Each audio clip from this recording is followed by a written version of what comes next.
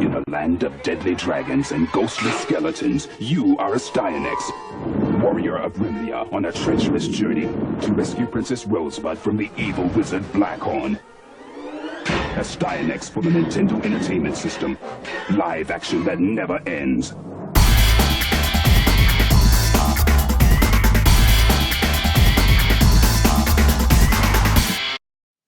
Hello everyone, I'm Tyler, and welcome to another episode of Player One Start. Today we're going to talk about Astyanax on the Nintendo Entertainment System.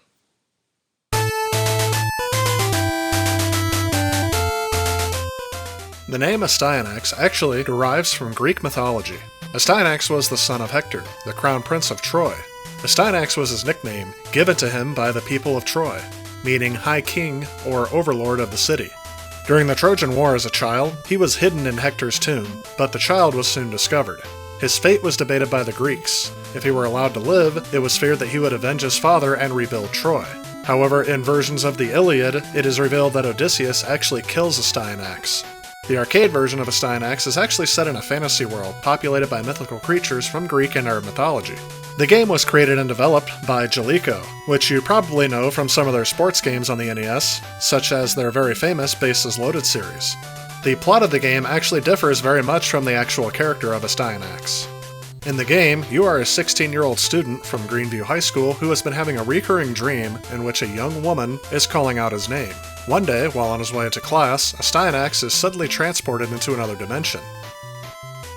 He meets the fairy Cutie, who explains to him that he is in the kingdom of Rimlia, and has been summoned to rescue its ruler, Princess Rosebud, who is being held captive by the evil wizard Blackhorn.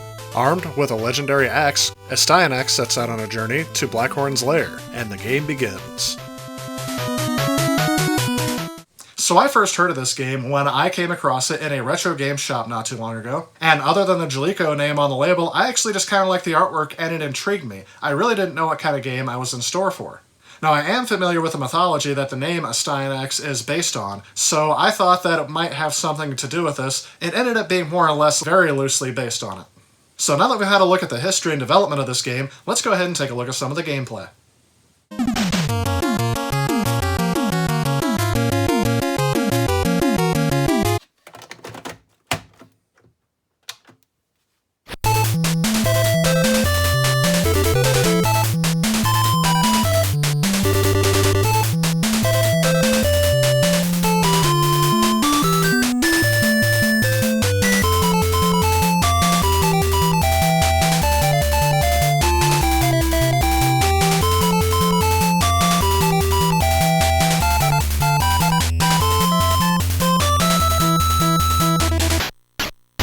So one thing I'll point out is I really enjoy the musical score of this game.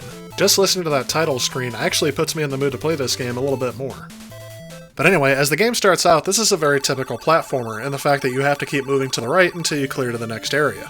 The controls are fairly simple. The A button makes you jump, and the B button uses your weapon. However, you can use a magic spell when you're pressing up on the directional pad and B at the same time. And you can press start to pause the game. You can also use the start button to skip the cutscenes. You can wield different weapons, as well as use different spells by pausing the game and then selecting your weapon and spell. Among other power-ups is a power supply that extends the length of his power gauge, allowing for stronger axe swings. There is also a wing that increases the refill speed of his power meter, potions that can restore the player's health, magic, and extra lives. Astyanax can also encounter Cutie through certain stages, who will offer to either exchange Astyanax's weapon to refill his magic points. Let's take a look at some more of the gameplay.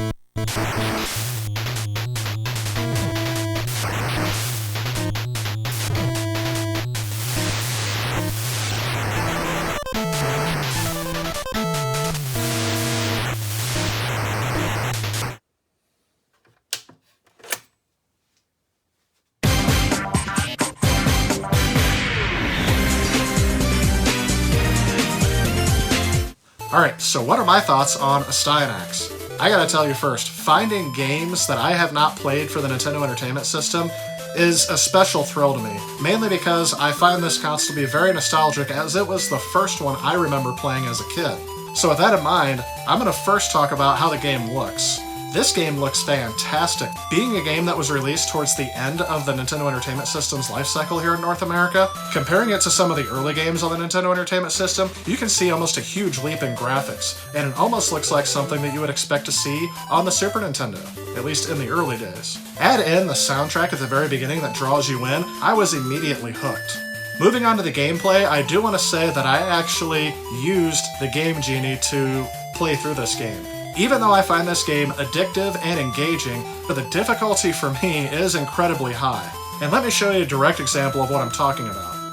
So you want to know what my biggest gripe about this game is? It's right here. These little green things that go up and down, right in your path. So let's say I use a magic spell on them. Oh look, there's another one. Oh, what luck, there's another one. And another one. These endlessly spawning, moving up and down things are the reason why I use the Game Genie. I can't get past them, and eventually they kill me every single time. The only thing that kept me from completing this game altogether was actually a glitch in the Nintendo where all of a sudden the game just crashed, and it just kept going on and on like this. That is my only big criticism of this game, other than the fact that the cutscenes are a little bit lengthy. But to tell you the truth, I think that is what has made the game age a bit more gracefully than some of its other competitors at the time. People playing this game today may not find the graphics as impressive, but since the gameplay controls are very interactive, combined with the difficulty of the game, it really feels like a game that I think that would still make it fun to play today. Even though the advanced graphics and sound, as I call them, aren't really going to hold up well today, especially when compared with more modern games.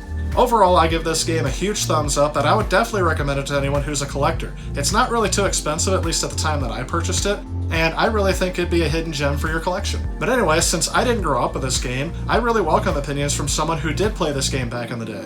What did you guys think of it? If you agreed or disagreed with my opinions, let me know in the comments below. I'd really like to hear your guys' input. Alright, well that said, that's going to wrap it up for this video. Remember, if you like what you see, please go ahead and click that like and subscribe button, share with a friend. I want to thank you guys so much for watching, and stay tuned because I have more content coming. I'll see you guys next time. If you like this video and you'd like to help out with future projects on this channel, please consider supporting me on Patreon. Also, if you enjoy the content of this channel, please remember to click on this subscribe button. Again, I want to thank you guys so much for watching. If you'd like to see some of the content I've already done, feel free to click on some of the suggestions that are popping up on your screen. Otherwise, I'll see you next time.